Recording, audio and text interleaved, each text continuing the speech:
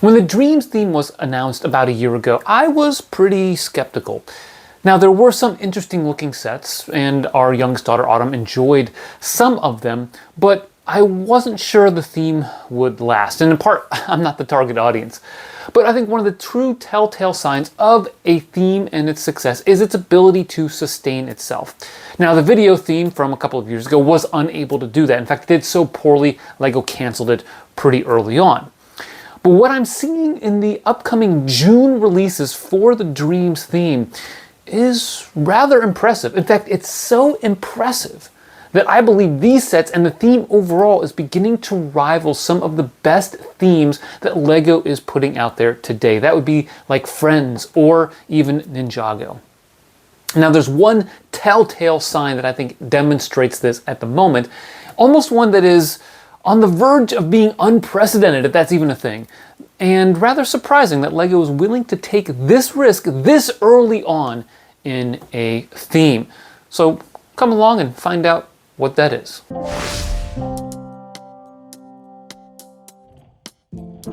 Before I lay all of my cards here on the table, let me set the stage for this summer wave right now.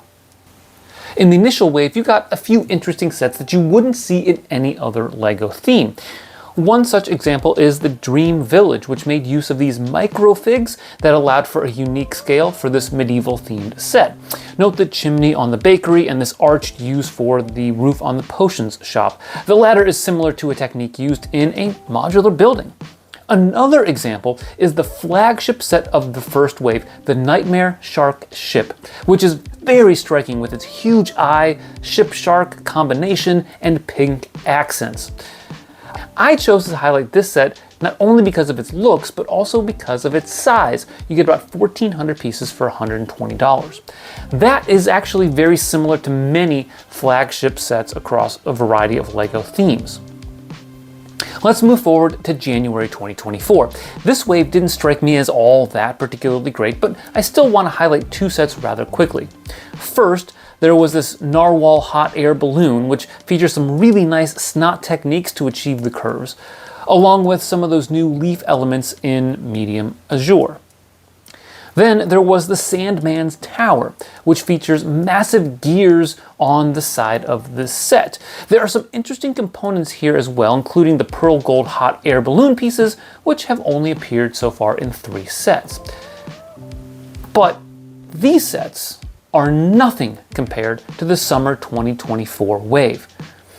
There are a few notable sets in this wave, but there is one in particular that shows off just how good this theme really is becoming, and that is the Castle Nocturnia.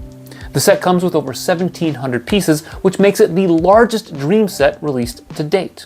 There are two very important reasons why I want to discuss this set. The first of which being that this is by far the craziest, most creative castle that LEGO has ever released. And I say this as somebody who has been collecting LEGO Castle for 35 years. Look at this thing. It's a vertical castle tower joined to a horizontal castle tower, joined to a horizontal tree park area. It's like the Sandman Tower on steroids, but in a good way. Now that's not all. The building techniques and pieces for the set are fantastic. I really like the snot work used in this waterfall that uses white squirrel bricks and pearl gold flowers. You have cool yellow 4x3 leaf pieces, making this the second set with these pieces in this particular color. There are bright light orange slopes that are reminiscent of the Ninjago City Gardens, and check this out. There are these 2x2 concave slopes, which LEGO doesn't produce all that often. And we're getting them in bright light orange for the first time ever. Plus, there's another piece in here in a new color that LEGO doesn't often make, and that is the 2x2x3 double convex slope, again, appearing in bright light orange for the first time. Now, crazy story, just as an aside, I once bought an entire set, The Rise of the Sphinx in 2011, just for the black 2x2x3 double convex slopes. There are 2 in the set, and they were kind of rare at the time. And fortunately, the overall set was cool and had some great pieces, and I enjoyed building it, but I don't really recommend buying a set just for 2 pieces. But back to this tower though. Note how seamlessly they connect the horizontal and vertical towers. There's no clunky gap, and it would look pretty good if you rotated it clockwise by 90 degrees. There is another building technique going on here that is fascinating with the stairs. It's just like in the police station modular, where they are using either facet bricks or corner bricks or something along those lines to make the stairs the way they are. And they even included arrow slits in one of these castle towers. Over on the other side by the park, you have blue 6x5 foliage pieces for just the third time ever in a set, along with some really crazy snot techniques. Check this out, the brackets here to get the edge facing out, and yet the whole thing just flows so smoothly into the main tower. Also, note these angles used in the transition to the tower. They might just be using some hinged bricks and plates or maybe some clips, but they do so to great effect. An important component to creating a compelling LEGO set is the minifigs and accessories, and this set again does a great job by giving us a red panda, this dual molded raven, and some great minifig prints. Plus, there's this new jacket piece that looks absolutely fantastic. All told, the details included in this set, plus its creative take on castles, definitely illustrates why Dreamzzz is on par with the best of LEGO Friends or Ninjago. It's a fresh look for the company and is perhaps striking a chord with kids and maybe even adults.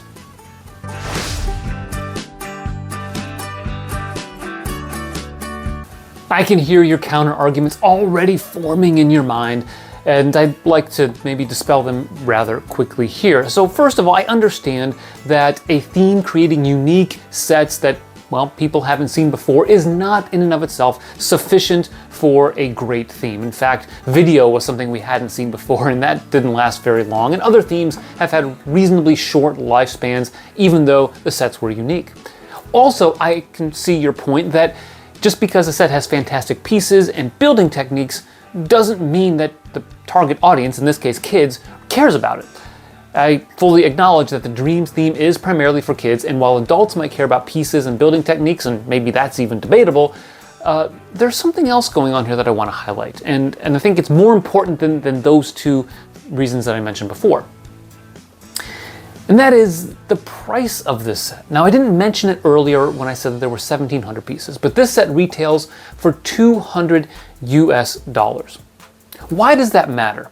Well, LEGO doesn't often give a system-based theme, in other words, not icons, not ideas. They don't give them $200 sets all that often. In fact, there are some themes like City and Harry Potter that have very few sets that reach the $200 threshold. In Harry Potter, you've got some of the collector's edition items and the massive sets that are targeted for 18+, but until I think we get to this year's Great Haul, there isn't a normal system set for $200. Likewise with LEGO City, there are some non-train related sets that come in at $200, but they are relatively few and far between, and they are, of course, massive sets, but this is a theme that's evergreen, and it's been around for, well, ever as either City or going all the way back in the day to LEGO Town. That LEGO is producing a $200 Dreamzzz set suggests that they are trying to tap into maybe a different market. $200 is a lot for kids to save up in this day and age even, and they may get the sets for parents or grandparents as a gift, but I think LEGO is trying to tap into the adult market. In fact, if you go back to, say, Legends of Chima, which was around for 3 years, they never had a $200 set. The same thing with the Nexo Knights, another one of those original themes that LEGO came up with, and certainly video didn't get a $200 set. In fact, it got a $100 set. But typically, with those other themes I mentioned, you had a $120 or $130 set, and nothing really got past that $140 or $150, even controlling for inflation. So yeah, LEGO is taking some risks with this set. Now, I think it's a calculated risk, but they are taking risks nonetheless, and I like what they're doing with this. I like it when they take a little bit of risk to see what all they can do and what people are willing to buy.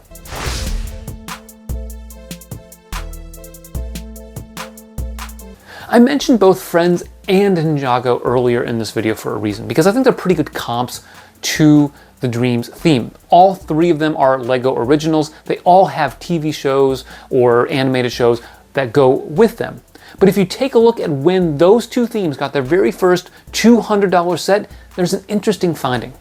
If you take a look at Ninjago, the first set that we got from that theme that cost $200 was the Temple of Air Jitsu in 2015. That was the 5th year that LEGO was producing Ninjago sets. And of course, since then, after perhaps that one sold well and the theme did well, we ended up getting the Ninjago City line.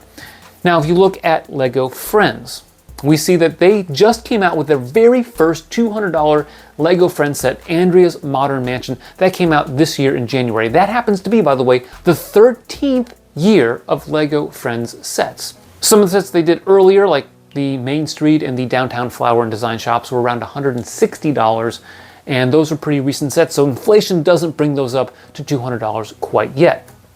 Which leads me to another comparison that I think might be even more relevant than Friends or Ninjago, and that is the Monkey Kid theme, which began 5 years ago. Now, to this point, the Monkey Kid theme does not have a set that costs $200. They've had 3 sets that are $190, the first one being the Heavenly Realm, which came out a couple of years ago. So they've yet to hit that $200 price point, but early on in the Monkey Kid theme, the sets took on a little bit of a higher price point than the usual theme sets. And I think, again, that theme, around for 5 years, suggests to me that LEGO Dreamzzz might be onto something, especially as it relates to this massive Castle Nocturnia.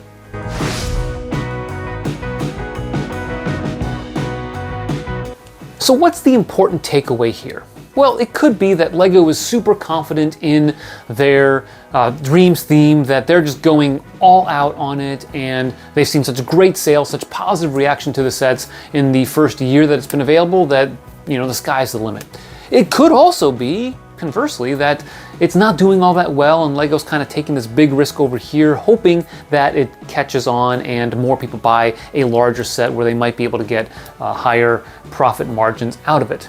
And of course, it could be somewhere, anywhere in between that. But I do think that it's unusual for LEGO to be doing this. I think it's somewhat surprising to me that LEGO is going ahead and jumping into this set. Not only is something that we've never seen before, but also that it links to something we've seen develop over the last couple of years with LEGO overall, and that is the recent incarnation of LEGO Castle.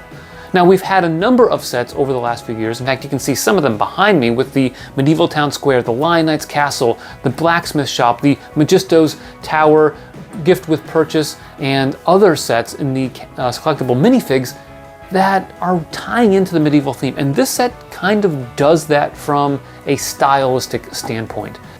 Whatever the reason, I think this is a fantastic development and good news for LEGO fans, and especially if you are a fan of the Dreamzzz theme. Do you think this $200 set is something you'd be interested in getting? Go ahead and comment down below. Before you head on out, why don't you check out this video over here. Thanks for watching, and always remember to keep building together.